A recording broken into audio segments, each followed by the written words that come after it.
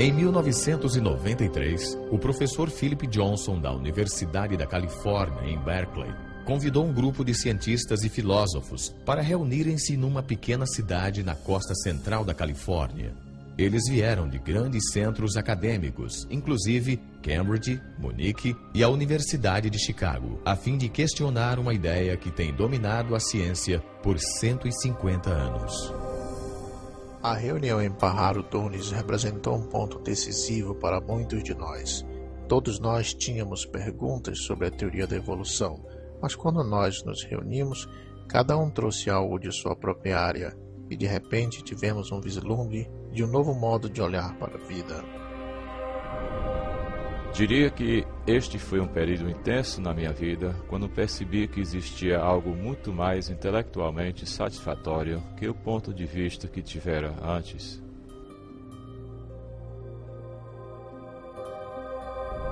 Recordando agora, acho que aquele encontro me deu a motivação para realmente examinar as evidências e ver para onde elas apontam.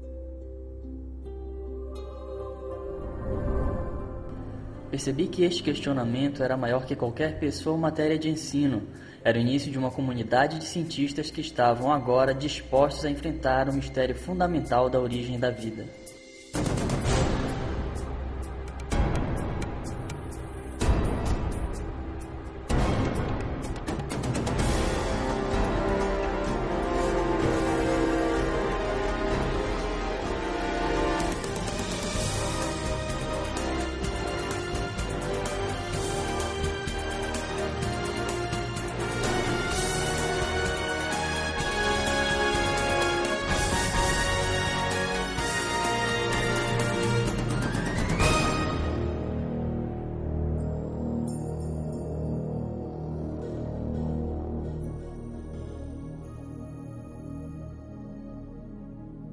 Este é o tópico mais interessante que existe.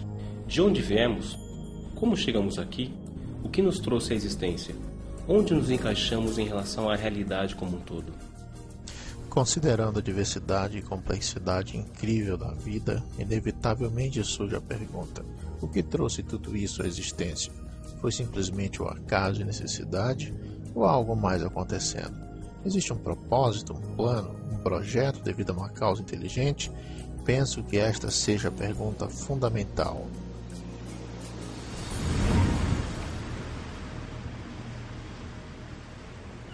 Os cientistas que vieram até Pajaro Dunes buscaram reexaminar o mistério da origem de vida, porque cada um tinha dúvidas significativas sobre ideias evolucionistas amplamente defendidas. Entre eles, o bioquímico Michael Behe questionava como os processos naturais podiam ter reunido as estruturas complexas encontradas nas células vivas.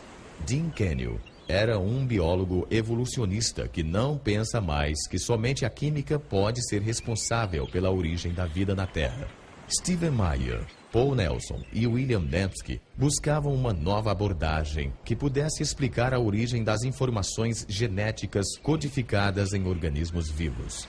Esses cientistas e filósofos começaram a formular uma alternativa para a teoria central de biologia moderna, uma teoria nascida na mente de um naturalista britânico chamado Charles Darwin.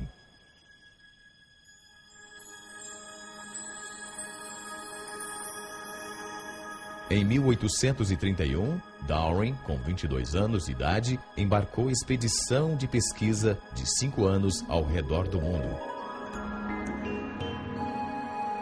Ele partiu da Inglaterra viajando no navio HMS Beagle, passando pelo ponto mais ao sul da América do Sul, e daí para o norte na direção de uma cadeia de ilhas vulcânicas do Oceano Pacífico chamada Galápagos.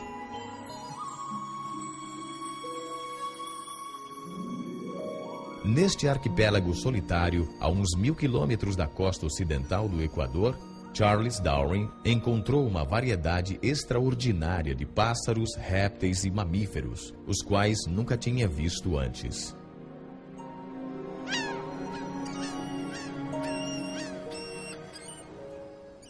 Durante mais de um mês, Darwin estudou a vida vegetal e animal, fez anotações extensivas e colecionou amostras. Depois foi embora para nunca mais voltar. Então, 25 anos se passaram enquanto ele desenvolvia sua teoria. Em 1859, Darwin publicou um livro intitulado A Origem das Espécies. Seu impacto sobre a ciência e, no final das contas, sobre toda a cultura ocidental foi dramático. Darwin alegou que toda a vida era o produto de forças naturais puramente desgovernadas. O tempo, o acaso e um processo que ele chamou de seleção natural. Antes de Darwin, a maioria dos cientistas e filósofos, tais como Platão, Newton e Kepler, consideravam o mundo como produto de algum projeto ou plano. Mas uma mudança fundamental ocorreu com a ideia de Darwin sobre a seleção natural, a qual desencadeou uma profunda mudança na filosofia científica.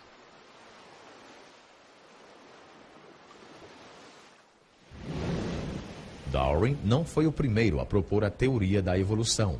Porém, ele foi o primeiro que ofereceu um mecanismo natural plausível para a mudança biológica através de longos períodos de tempo.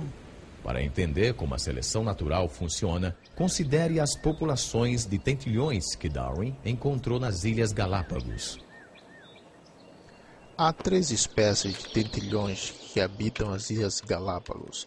Elas variam sutilmente em termos de tamanho e forma de bico. Darwin voltou à Inglaterra com 9 espécies diferentes destes pássaros.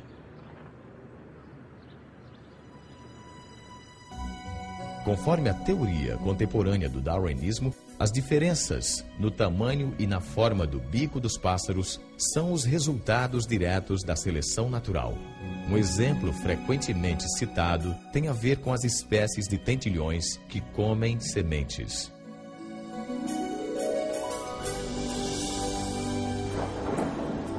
Nos anos de fortes chuvas, há abundância de sementes pequenas e macias. Os pássaros com bicos curtos facilmente encontram comida. Porém, num período de seca, as únicas sementes que se encontram são as do ano anterior, que têm uma casca dura. Nestas condições, somente os pássaros com bicos mais longos e mais afiados conseguem quebrar a casca para comer as sementes. Os pássaros com o bico comprido sobrevivem porque conseguem alcançar comida. O bico mais comprido dá o que os biólogos chamam de uma vantagem útil. Os tentilhões com bicos menores, infelizmente, morrem de fome porque não conseguem alcançar comida. Se o tempo de seca se prolonga, o ambiente provoca uma mudança nas características da inteira população de tentilhões. Com o tempo, o bico longo é repassado a sucessivas gerações porque esses bicos possibilitam a sobrevivência dos pássaros.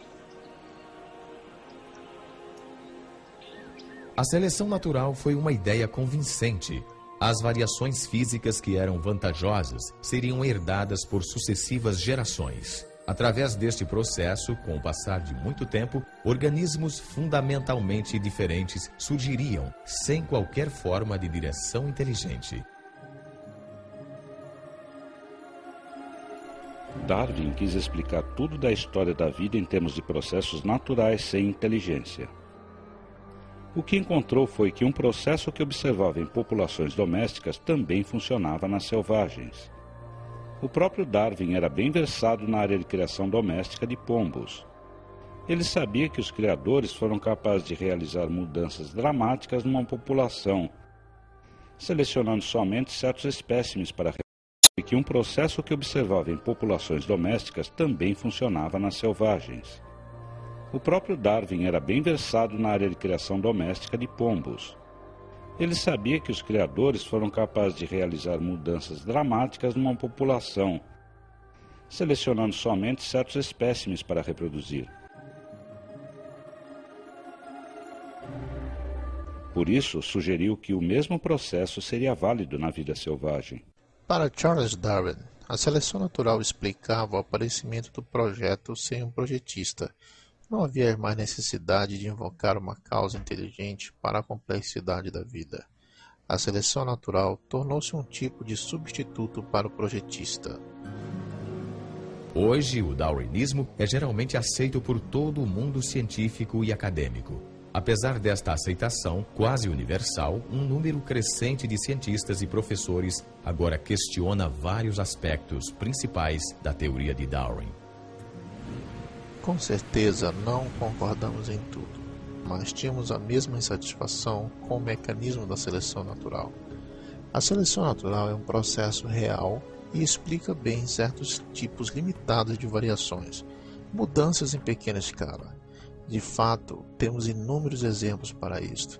Ela só não se encaixa bem ao tentar explicar o que Darwin achava que poderia, a complexidade real da vida. Tem-se o bico do tentilhão e tem-se o próprio tentilhão. Uma mudança pequenina na forma do bico versus a origem do próprio organismo. O problema principal para a biologia é entender exatamente onde a seleção natural funciona e onde não funciona, e por que existe tal diferença. A evidência é contundente e todos nós concordamos que se deixarmos que a evidência fale por si mesma, ela nos levará numa direção bem diferente, cada vez mais longe da seleção natural e indo em direção de uma conclusão diferente sobre a origem e natureza da vida na Terra.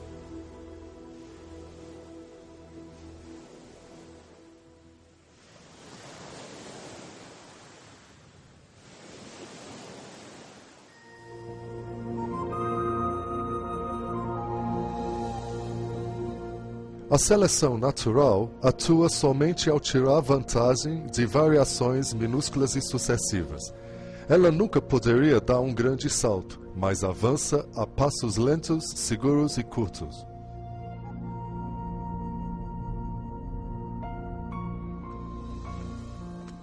É realmente interessante notar que quanto mais sabemos sobre a vida e quanto mais sabemos sobre biologia, mais problemas surgem com o darwinismo e o projeto inteligente se torna mais aparente. Desde 1988, o Dr. Michael Behe pesquisa sistemas biológicos complexos que parecem desafiar a explicação pela seleção natural. Durante muito tempo, acreditei que a evolução de Darwin explicava o que víamos em biologia. Não porque via como podia realmente explicá-la, mas porque me diziam que o fazia. E nas escolas onde estudei, ensinava-se a biologia de Darwin. Na faculdade e vários cursos de graduação, vivi num ambiente onde apenas se supunha que a evolução de Darwin explicava a biologia. Mais uma vez, não havia razão nenhuma para duvidar. Somente há uns 10 anos ou mais, li um livro chamado Evolução, uma teoria em crise, escrito por um geneticista australiano chamado Michael Denton. Ele apresentava inúmeros argumentos científicos contra a teoria do darwinismo, dos quais eu nunca ouvira falar, e estes argumentos me pareceram bem convincentes. A esta altura, comecei a ficar um pouco enraivecido, pois me senti enganado. Via diante de mim uma quantidade de argumentos muito bons. Mas eu mesmo já fizer um doutorado em bioquímica, tornara-me membro do corpo docente e nunca ouvira falar sobre nada disto. Assim, dali por diante, fiquei muito interessado na questão da evolução e cheguei à conclusão que os processos do darwinismo não são a explicação completa para a vida. O ceticismo de Michael Behe originou-se em grande escala no que a biologia moderna já revelou sobre a unidade mais fundamental da vida, a célula. No século XIX, os cientistas achavam que a parte básica da vida, a célula, era apenas uma simples bolha de protoplasma, como um pedacinho de gelatina, que não era difícil de se explicar. Esta ideia realmente não apresentou mudança nenhuma até o início dos anos 50. Daí para cá, nosso conhecimento sobre a célula sofreu uma explosão.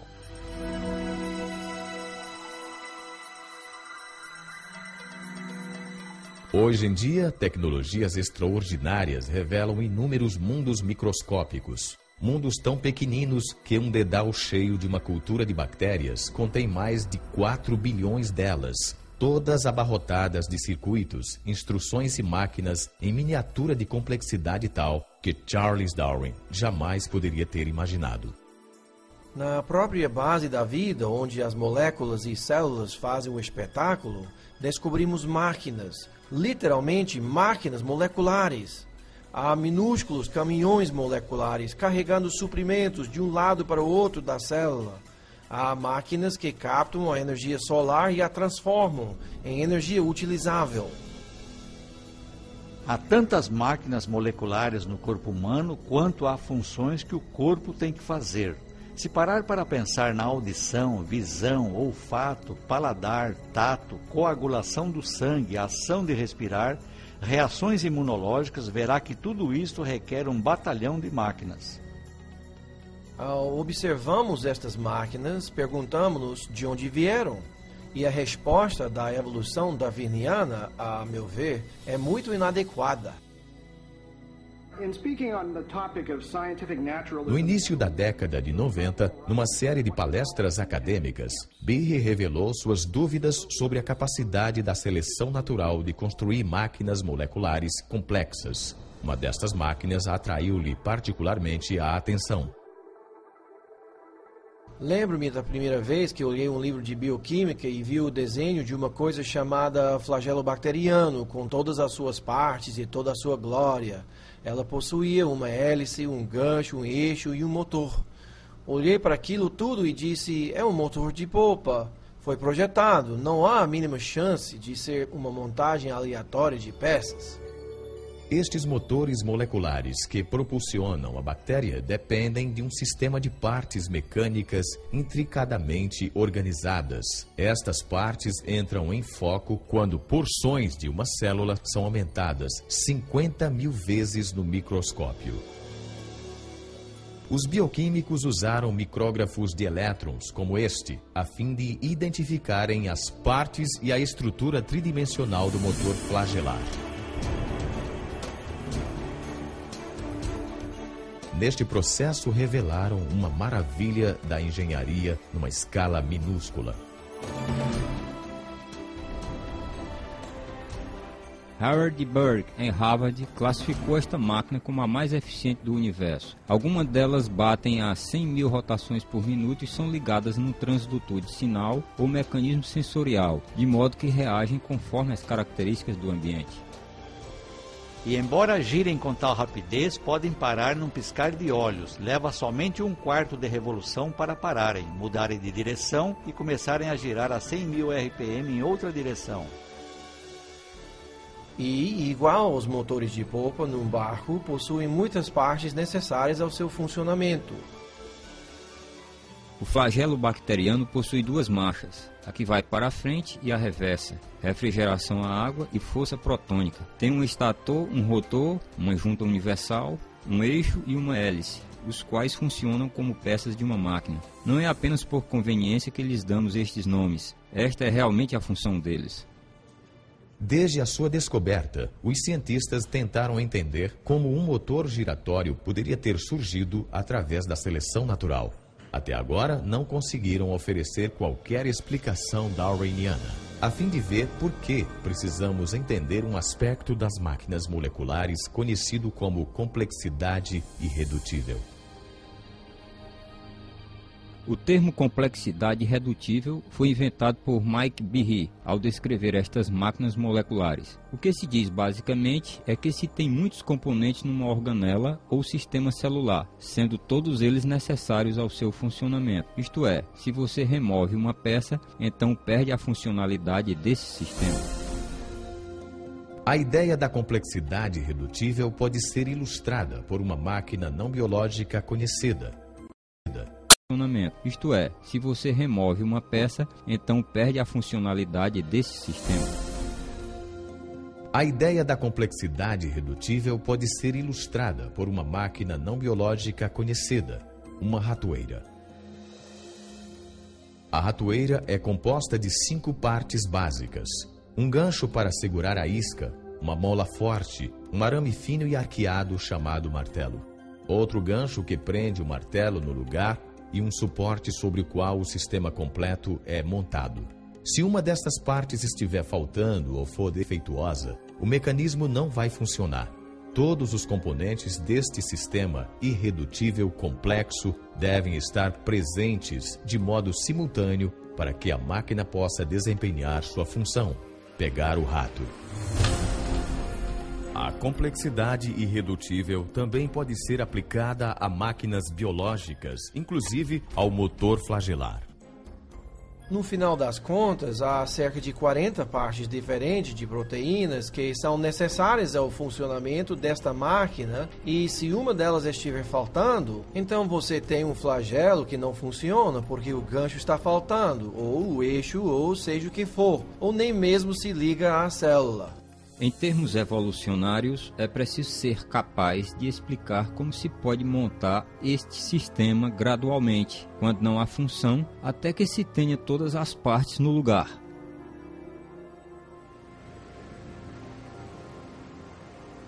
A complexidade irredutível das máquinas moleculares apresenta um grande desafio ao poder da seleção natural. Conforme o darwinismo, até mesmo estruturas biológicas muito complexas, como um olho, ouvido ou coração, podem desenvolver-se gradualmente, com o passar do tempo, em passos incrementais. Mesmo assim, a seleção natural só pode ser bem-sucedida se estes acasos genéticos aleatórios oferecerem alguma vantagem ao organismo em evolução.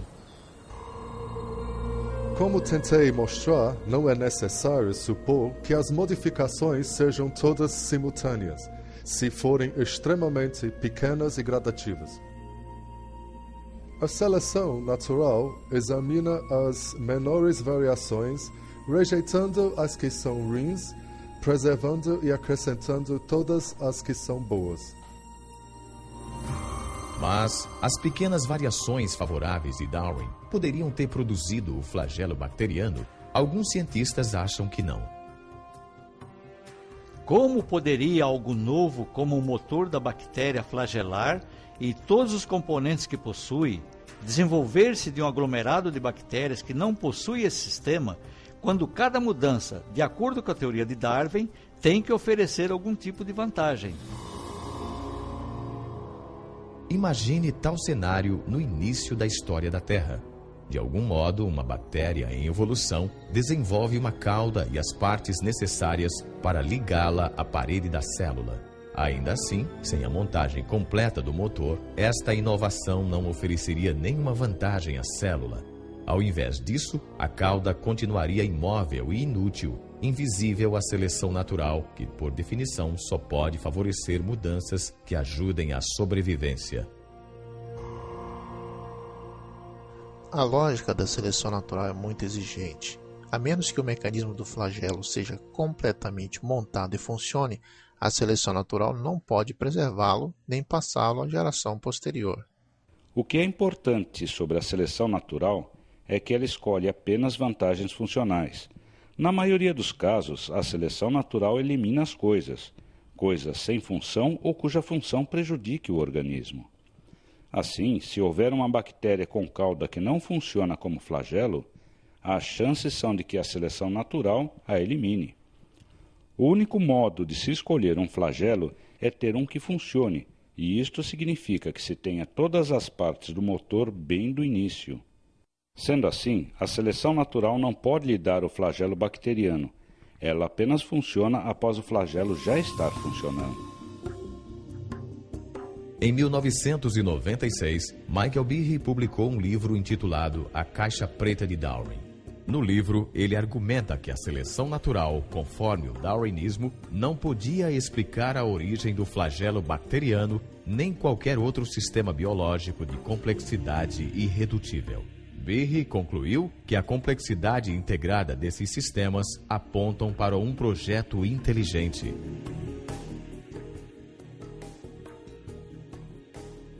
A Caixa Preta de Darwin criou uma controvérsia imediata. Mais de 75 publicações revisaram o livro. Alguns cientistas elogiaram a obra de Behe, ao passo que outros a descartaram como não científica e motivada pela religião.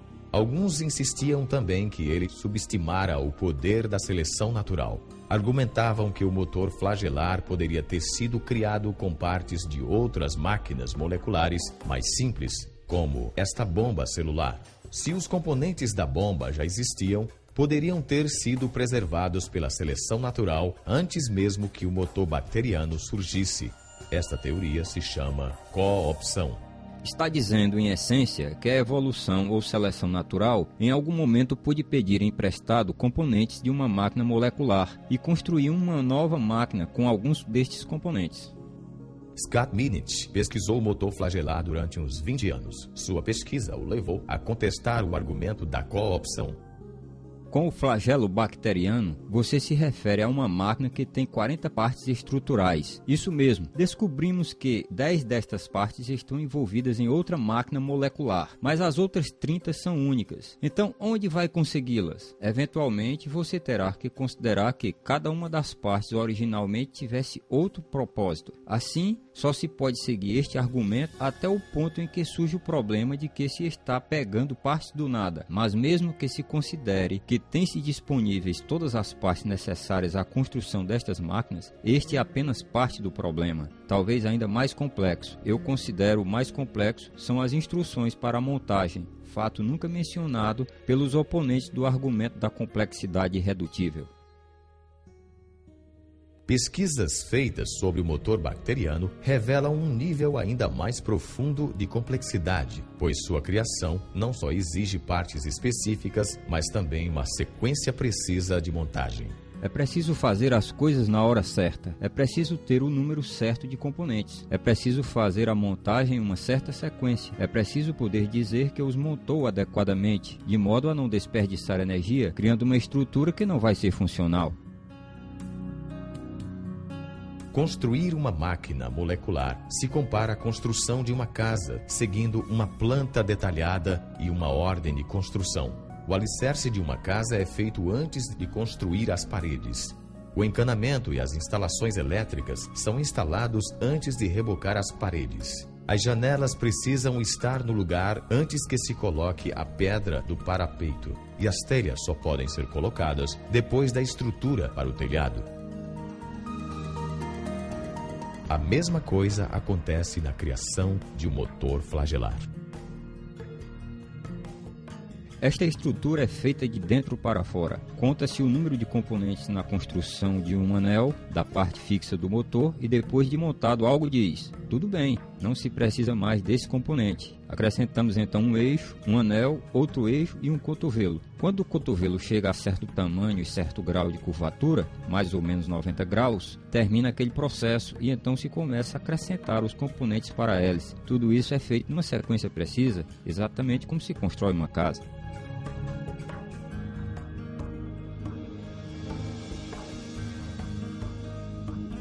Para construir um motor corretamente, tem que se coordenar o tempo exato das instruções de montagem.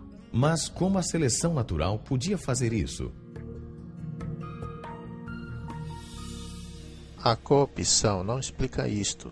Para construir esse mecanismo flagelar, ou milhares de outros mecanismos na célula, exige-se que outras máquinas regulem a montagem destas estruturas e que estas máquinas, por sua vez, exijam outras máquinas para a sua montagem. Se uma destas partes estiver faltando ou for colocada no lugar errado, seu motor não vai funcionar. Assim, o aparelho para a montagem do motor flagelar é, em si mesmo, um complexo irredutível. De fato, o que temos aqui é uma complexidade irredutível do começo ao fim.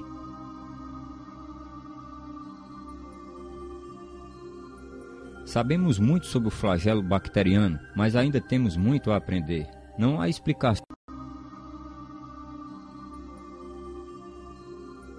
Sabemos muito sobre o flagelo bacteriano, mas ainda temos muito a aprender. Não há explicação sobre como esta máquina molecular complexa possa ter sido produzida se usarmos o mecanismo darwiniano. Há 150 anos, os cientistas não sabiam nada sobre máquinas moleculares de complexidade irredutível. Mesmo assim, Charles Darwin antecipou a dificuldade de que sistemas assim poderiam apresentar a sua teoria. Se pudéssemos demonstrar que tal órgão complexo existisse, o qual possivelmente não pudesse ter sido formado por pequenas modificações sucessivas, minha teoria iria totalmente por água abaixo.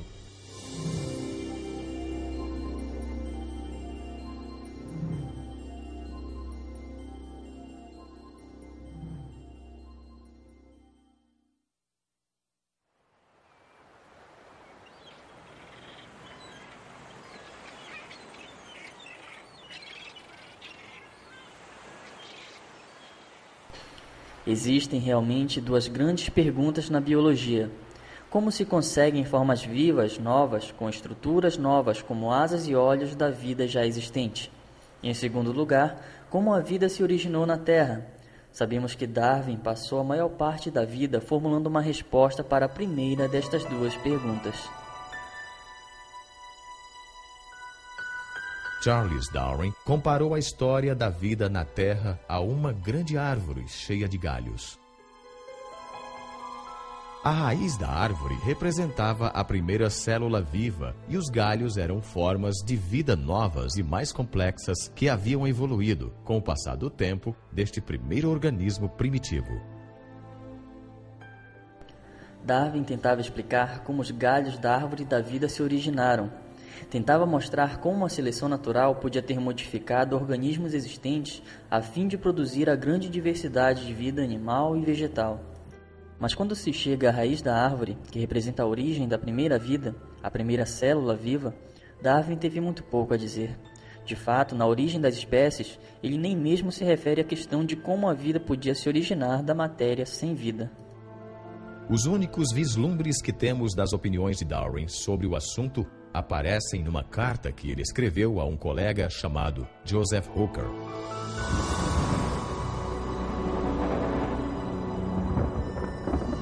Com relação à primeira produção de um organismo vivo, se, e que grande se, pudéssemos conceber num lago pequenino de água morna, com todo tipo de amônio e sais fosfóricos, luz, calor e eletricidade, e que fosse formado quimicamente uma combinação de proteínas pronta para sofrer mudanças ainda mais complexas, atualmente tal matéria seria devorada instantaneamente.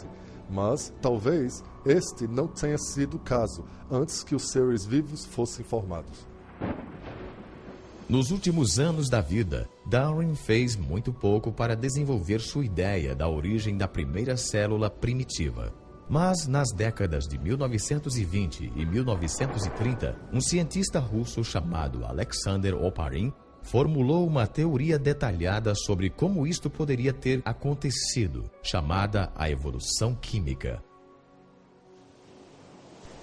Oparin achava que poderia explicar a origem da primeira vida usando princípios do darwinismo. Ele imaginou elementos químicos simples se combinando e recombinando a fim de formar moléculas maiores. Depois, estas moléculas maiores se organizariam com a ajuda das variações do acaso e da seleção natural, formando a primeira célula viva primitiva. Nas 3 décadas seguintes, muitos cientistas tentaram desenvolver estas ideias, lutando com as questões levantadas por Oparin. Como a vida podia ter surgido de simples substâncias químicas?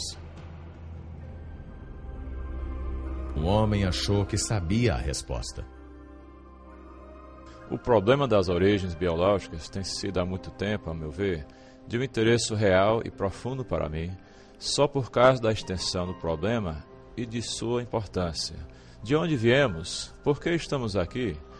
Todos esses tipos de perguntas são dados do ponto de vista da ciência natural.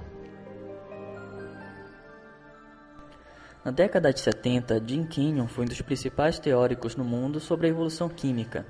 Ele tentava explicar como a vida na Terra começara simplesmente através de um processo natural. Em 1969, Kenyon foi o coautor de um livro importante sobre a origem da vida. Eu e Gerd Steinman achávamos que se podíamos reunir todos os fatos da evidência empírica que havíamos acumulado desde meados até o final dos anos 60 em um argumento contínuo, ficamos muito entusiasmados com a possibilidade de explicar a origem dos elementos principais formadores da vida.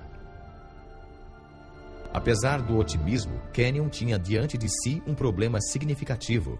Para explicar o início da vida, ele teria, primeiramente, que explicar a origem dos elementos essenciais básicos para a construção de uma célula, as moléculas complexas chamadas proteínas. As proteínas possuem um amplo espectro de função na célula, tudo a partir das exigências estruturais em termos de armação da célula, ao citoesqueleto até as enzimas, onde realmente processam as moléculas a fim de colherem energia ou construir elementos da célula. As proteínas fazem quase tudo na célula, menos armazenar informação genética, feita por conta do DNA e RNA. Porém, as tarefas diárias, como purificar a célula, criar energia, etc., são todas por conta das proteínas. Kenyon sabia que as proteínas foram tão importantes para as primeiras células vivas quanto são para elas hoje. Reconhecia também a complexidade de sua construção.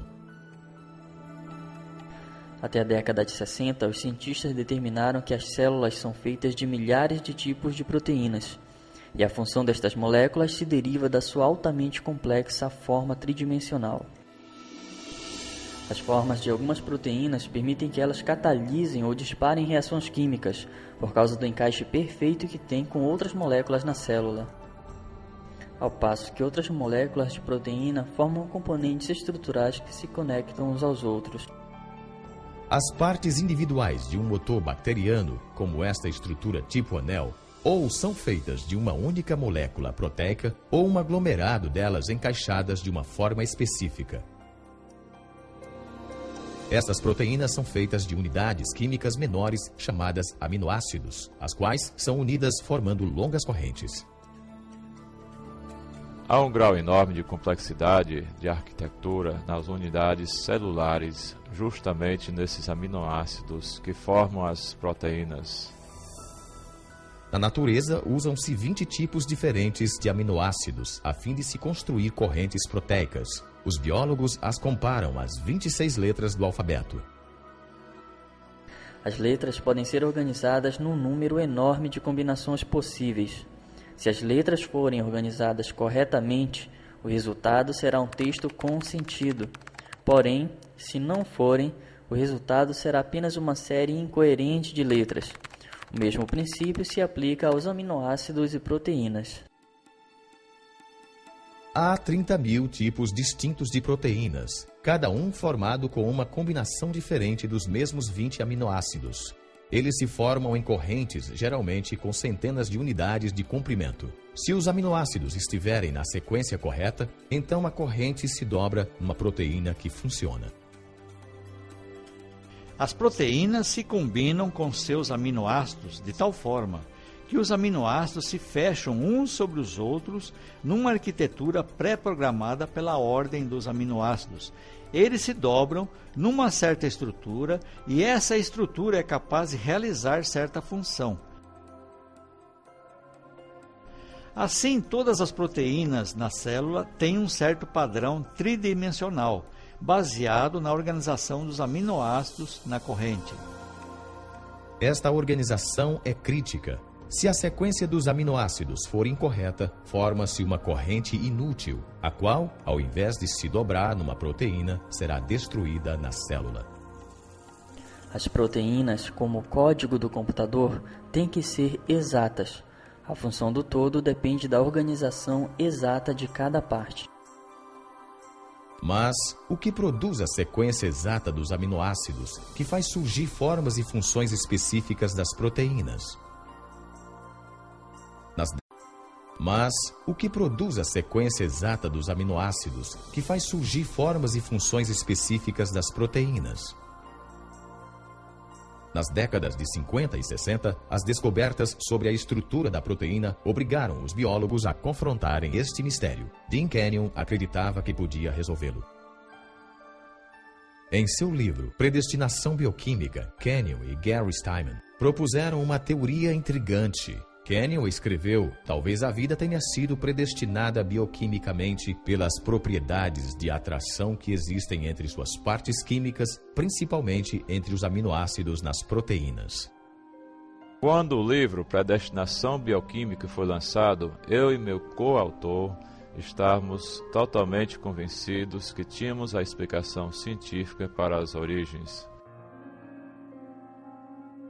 Kenyon propôs que as propriedades químicas dos aminoácidos faziam com que eles fossem atraídos uns aos outros, formando as longas correntes que se tornaram as primeiras proteínas. Isto significava que a vida foi efetivamente predestinada por nada mais do que a química. Muitos cientistas acataram as ideias de Kenyon, e durante mais de 20 anos, o livro Predestinação Bioquímica tornou-se um texto best-seller na teoria da evolução química. Mesmo assim, 5 anos após a publicação do livro, Kenyon quietamente começou a duvidar da plausibilidade de sua própria teoria. Foi durante todo esse período de tempo que minhas dúvidas sobre certos aspectos do registro evolucionário se tornaram aparentes, ao entrar em contato com o contra-argumento poderoso dado a mim por um de meus alunos, não pude refutá-lo. Kenyon teve que explicar como as primeiras proteínas poderiam ter sido montadas sem a ajuda de instruções genéticas. Nas células vivas, hoje, as correntes de aminoácidos não são formadas diretamente pelas forças de atração entre suas partes, como Kenyon sugeriu. Ao invés disso, outra macromolécula dentro da célula armazena instruções para montar as proteínas. Esta macromolécula se chama DNA. No início, Kenyon acreditava que as proteínas poderiam ter sido formadas diretamente dos aminoácidos, sem nenhuma instrução de montagem. Porém, quanto mais ele aprendia sobre os aminoácidos e proteínas, tanto mais duvidava que as proteínas pudessem se automontar sem as instruções do DNA. No DNA, Kenyon encontrou uma molécula com uma propriedade que ele não podia explicar através dos processos naturais, porque, guardada na sua estrutura em dupla hélice, há uma abundância de informações na forma de substâncias químicas precisamente sequenciadas, que os cientistas representam com as letras A, C, T e G. Numa linguagem escrita, a informação é comunicada pela organização das letras. Do mesmo modo, as instruções necessárias para montar aminoácidos em proteínas são enviadas pelas sequências de substâncias químicas organizadas ao longo da escada do DNA. Este código químico tem sido chamado a linguagem da vida. Ele é o mais compacto e elaboradamente detalhado conjunto de informações que se conhece no universo. Como outros cientistas trabalhando na origem da vida, Kenyon notou que tinha duas escolhas. Ou tinha que explicar de onde vinham estas instruções genéticas de montagem, ou como as proteínas poderiam ter surgido diretamente dos aminoácidos sem o DNA nos oceanos primitivos. No final, ele viu que não podia explicar nenhum nem outro.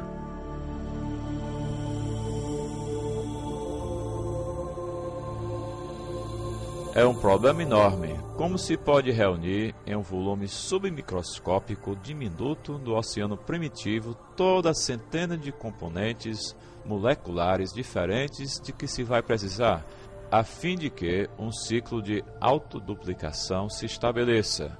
Assim, minhas dúvidas sobre os aminoácidos se organizando sozinhos numa sequência biológica significativa, sem a presença do material genético pré-existente, acabou atingindo, pelo menos para mim, o limite, já no fim da década de 70. Enquanto Kenyon reavaliava sua teoria, novas descobertas bioquímicas confirmaram a impossibilidade da autoformação de proteínas.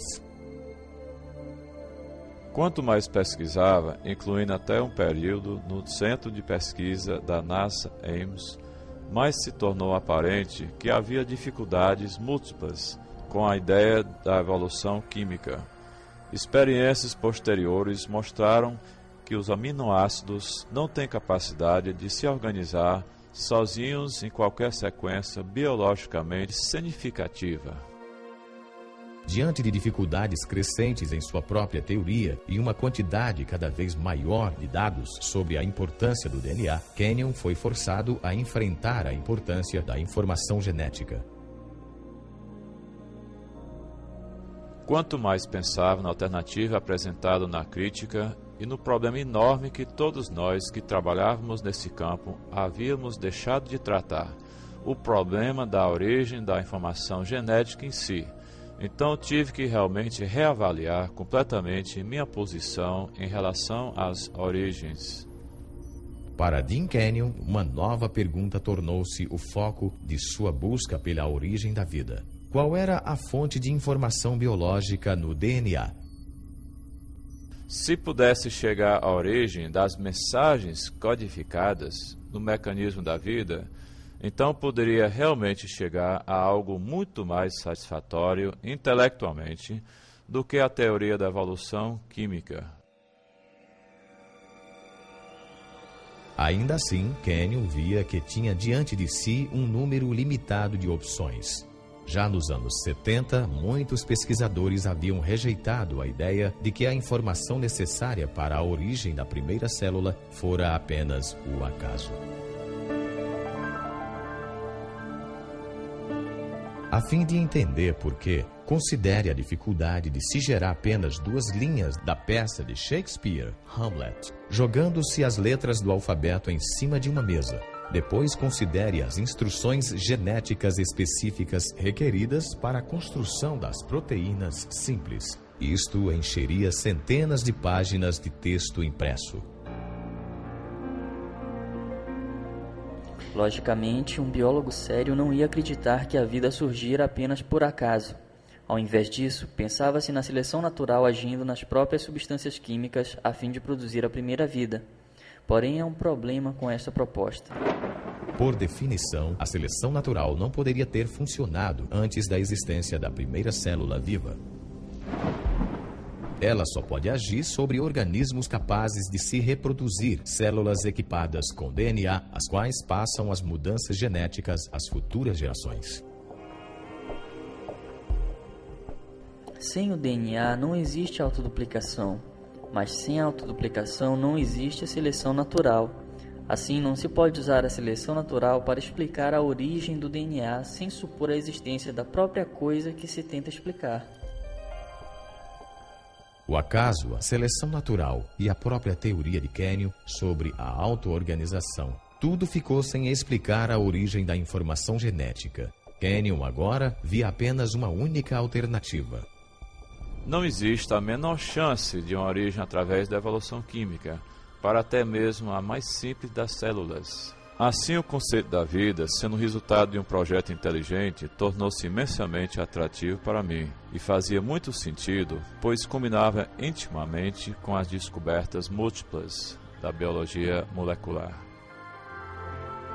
Nos anos desde que Kenyon rejeitou a evolução química, a ciência revelou detalhes de um sistema completo de processamento de informação que leva o carimbo oficial de um projeto inteligente. Com a animação computadorizada, podemos entrar numa célula a fim de ver este sistema extraordinário em ação.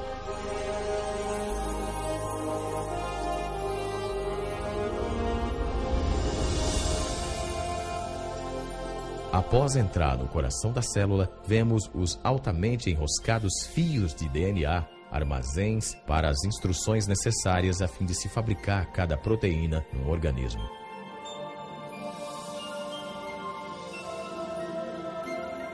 Num processo conhecido como transcrição, uma máquina molecular primeiramente desenrola uma parte da hélice do DNA a fim de expor as instruções genéticas necessárias à formação de uma molécula específica de proteína.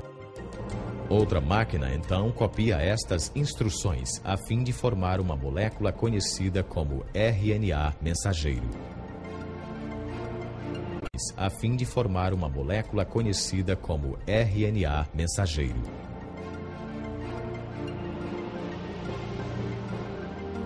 Quando a transcrição se completa, o fio finíssimo de RNA carrega a informação genética através do complexo nuclear de poros, o porteiro para o tráfego dentro e fora do núcleo da célula.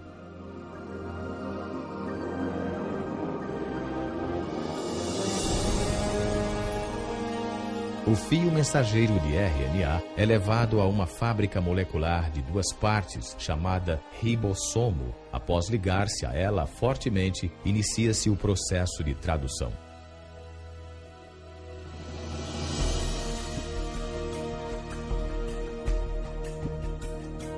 Dentro do ribossomo, uma linha de montagem molecular constrói uma cadeia de aminoácidos especificamente sequenciada. Estes aminoácidos são transportados de outras partes da célula e, então, ligados em cadeias de centenas de unidades de comprimento. Esta organização sequenciada determina o tipo de proteína fabricada.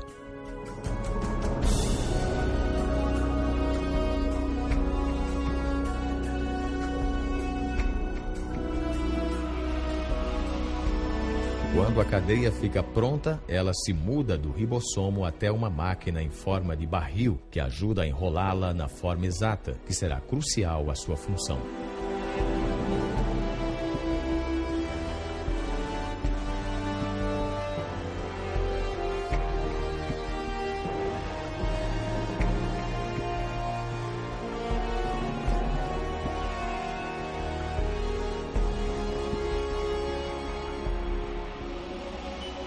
Após a cadeia ser enrolada numa proteína, é então liberada e levada por outra máquina molecular até o lugar exato onde será usada. Isto realmente vira a cabeça da gente, perceber nessa escala microscópica um aparelho sincronizado de modo tão perfeito, um aparelho que leva as marcas de um projeto e fabricação inteligente. E temos os detalhes de um imensamente complexo domínio molecular de processamento de informação genética. E é exatamente nesse novo campo, conhecido como genético molecular, onde vemos a evidência mais convincente de projeto existente na Terra.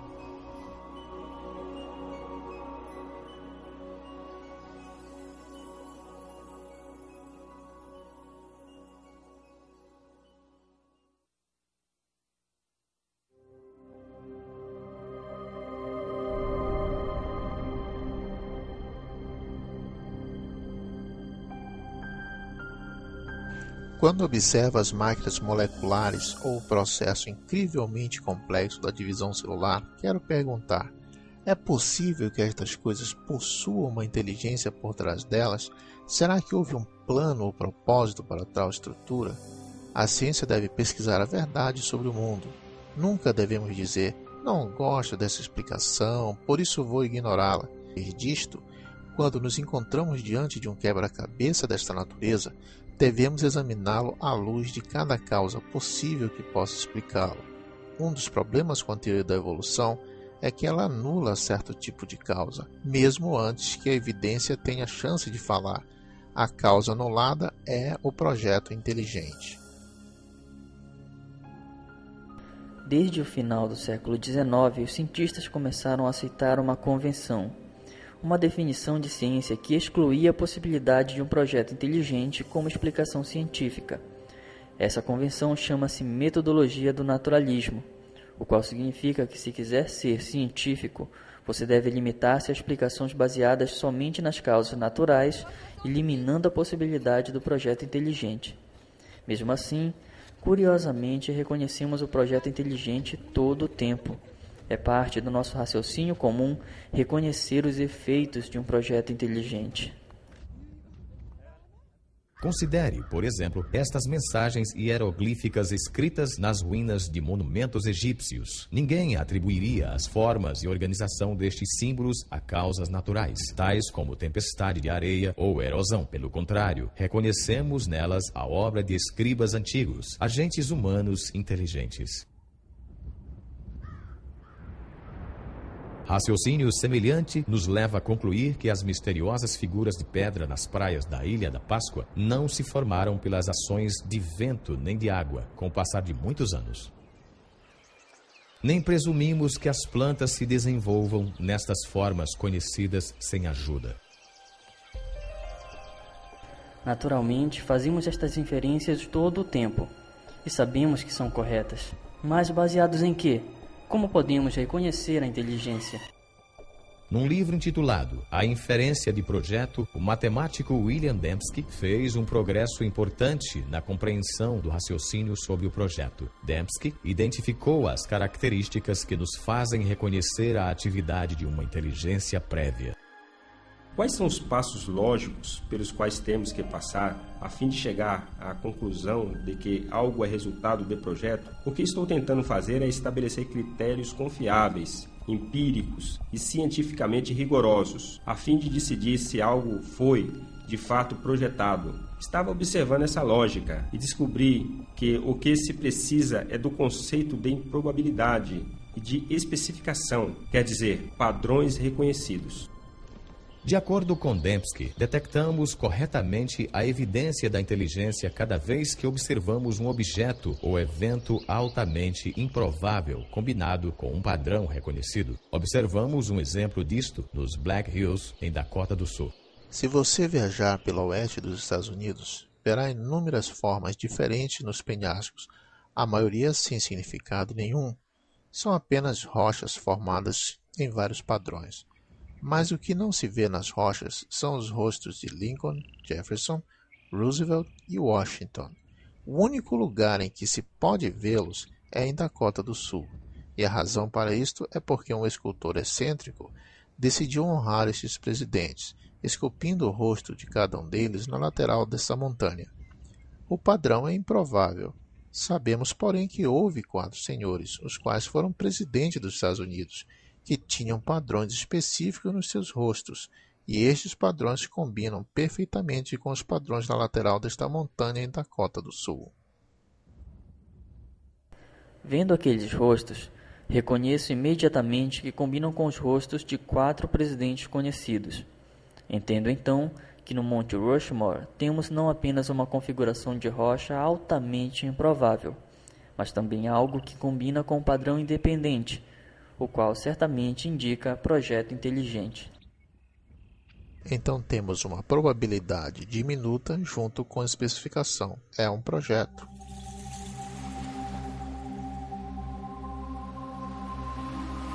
Numa praia, outro padrão improvável gravado na areia ilustra como detectamos um projeto. Ninguém iria concluir que esta mensagem foi escrita pelo movimento das marés. Pelo contrário, por causa das características deste padrão, identificamos as palavras como produtos de inteligência. Essa organização improvável combina com o padrão Demos e as palavras do vocabulário inglês.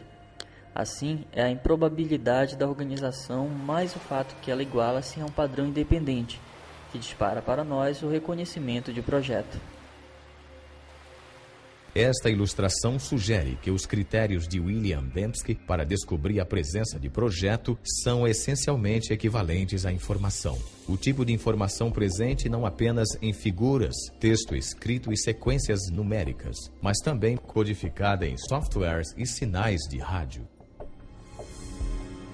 A capacidade de detectar informação em transmissões eletromagnéticas tornou possível uma busca sem par pela inteligência. Há mais de 3 décadas, os astrônomos envolvidos no Projeto 7, Busca por Inteligência Extraterrestre, monitoram sinais de rádio do espaço exterior numa tentativa de encontrarem padrões ricos em informação.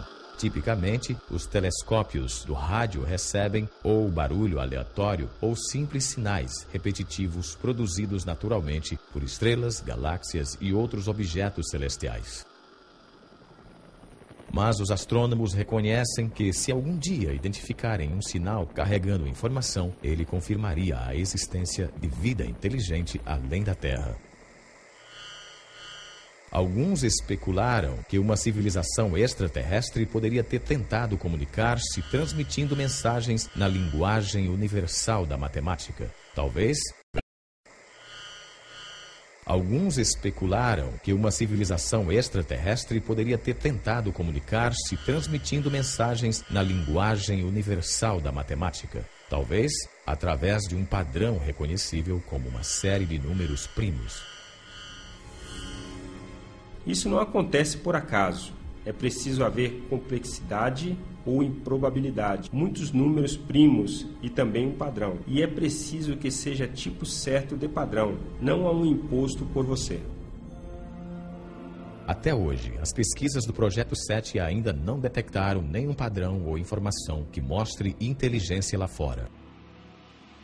Mas em outro universo, muito mais próximo de casa, os cientistas descobriram um tesouro de informação dentro do núcleo de uma célula viva. O DNA tem uma estrutura ideal para transportar informação. Nas bases A, T, C e G da dupla hélice do DNA, há um potencial para armazenar uma quantidade enorme de informação.